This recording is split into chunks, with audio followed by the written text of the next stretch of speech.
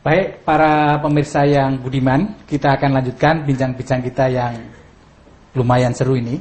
Dan segmen yang terakhir ini kita akan bicara masalah reformasi kepegawaian dengan isu yang sedang kita hadapi sekarang ini.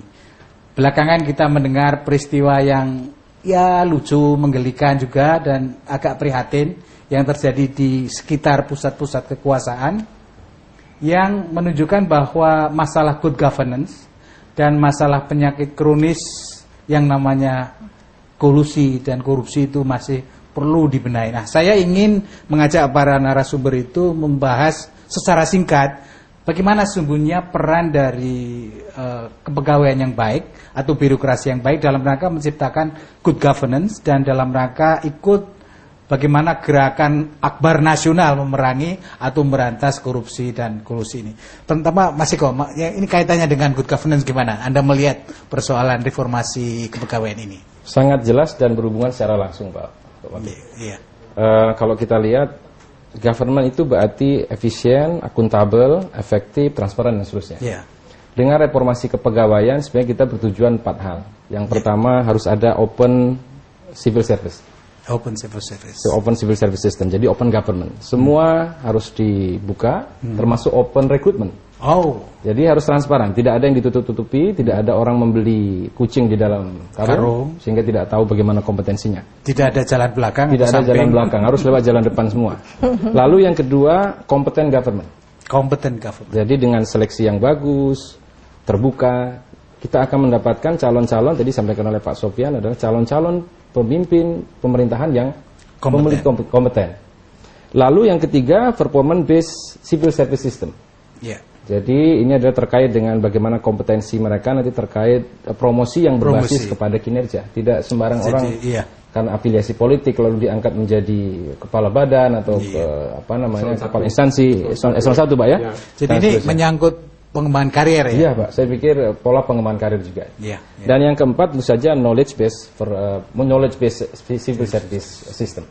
Jadi civil service yang berbasis kepada pengembangan pengetahuan dan seterusnya. Sehingga kita akan sampai kepada suatu birokrasi ya, entah kapan waktunya, birokrasi yang profesional, efisien, transparan dan akuntabel, Pak.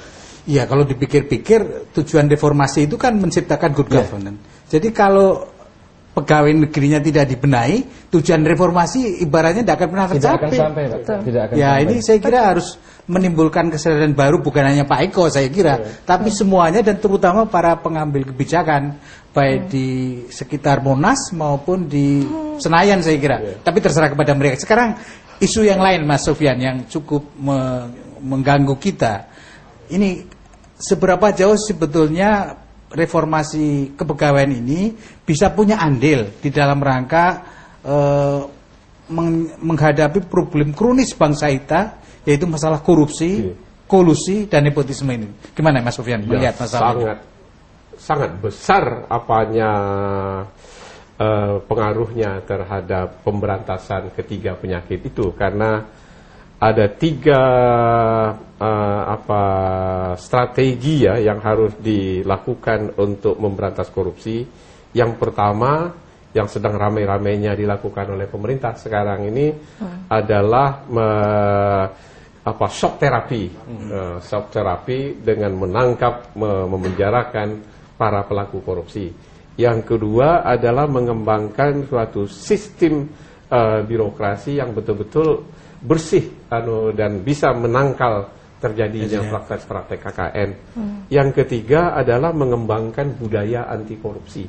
Nah, ini 2 dan 3 itu berarti 2 dan 3 ini sangat berkaitan erat dengan reformasi birokrasi, reformasi kepegawaian, karena salah satu bagian terpenting dari penataan sistem itu adalah mengembangkan atau mendirikan suatu sistem kepegawaian atau sistem birokrasi yang betul-betul bersih dari praktek-praktek korupsi dan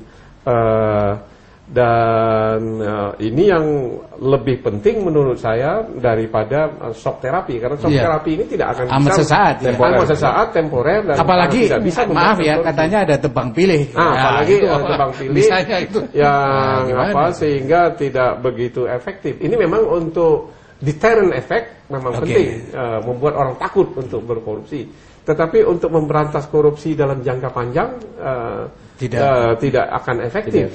Yang paling efektif itu adalah pengembangan sistem birokrasi yang incorruptible, yang bersih dari praktek-praktek korupsi. Dan inilah yang kita bicarakan itu antara lain penataan sistem kepegawaian dengan cara mengembangkan suatu sistem yang terbuka, sistem rekrutmen yang terbuka, sistem promosi yang terbuka, reward system yang memadai, yang memang membuat orang bisa hidup layak secara layak. Kemudian dengan sistem jaminan masa depan yang sangat bisa diandalkan.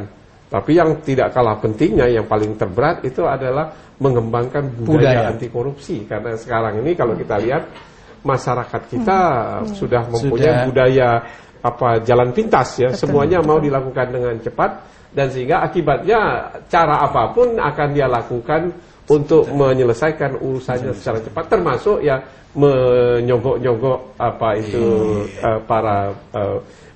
para pembuat keputusan yang memang sistem kesejahteraannya sangat tidak memadai. Lingkaran setan itu ya. Betul. Mbak Wiwi, gimana ini menurut pendapat Anda? Konteks kaitan antara reformasi kepegawaian dengan pemberantasan KKN ini? Saya lebih tertuju fokus pada SDM, Pak Wati. Jadi SDM ini yang harus dibenahi mindsetnya.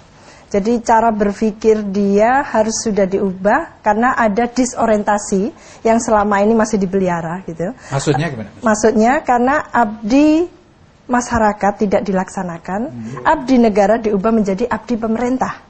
Nah, artinya adalah abdi terhadap penguasa. Ini yang sesat, saya pikir. Ada satu disorientasi yang kata Pak Sofyan tadi harus diubah, dan Mas Eko setuju itu. Bagaimana mengubah mindset yang salah yang sudah puluhan tahun embedded gitu. Udah sengaja di-embed. Iya. By design. Betul. Mengubah mindset ini memang butuh waktu yang tidak cepat tentunya, tapi bagaimana satu penalti, jadi bukan sok terapi. Kalau hukum kita tegak, mestinya yang birokrat itu tidak semena-mena untuk melakukan korupsi.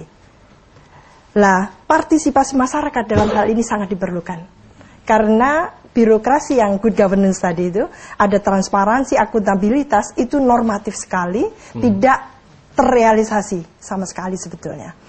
Birokrasi kita masih birokrasi lama yang patrimonial, yang sangat menservis pada penguasanya, bukan rakyat yang dilayani seperti itu.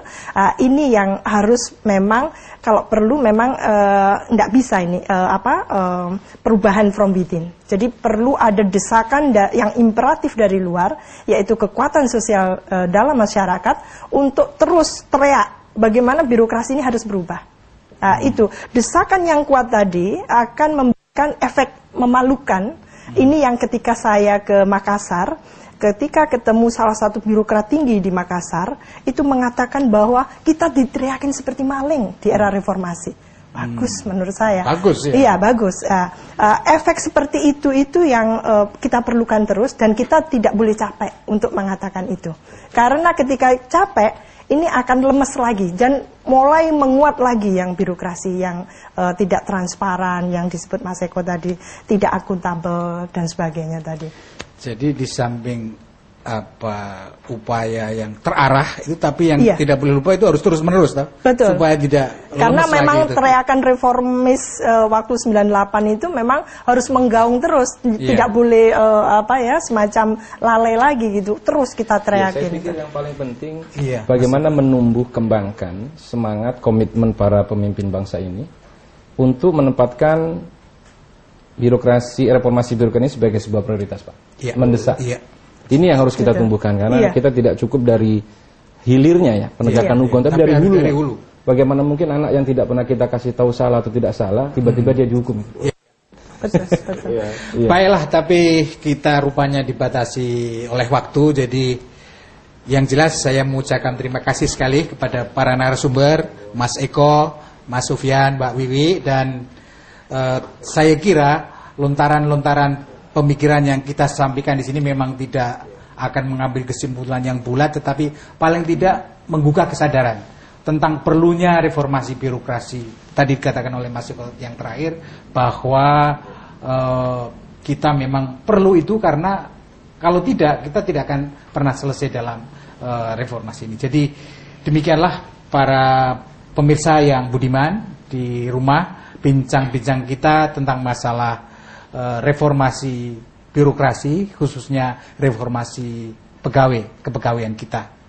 Dan saya tidak lupa mengucapkan terima kasih atas perhatian para pemirsa sekalian, dan ingatlah, esok pagi masih ada embun.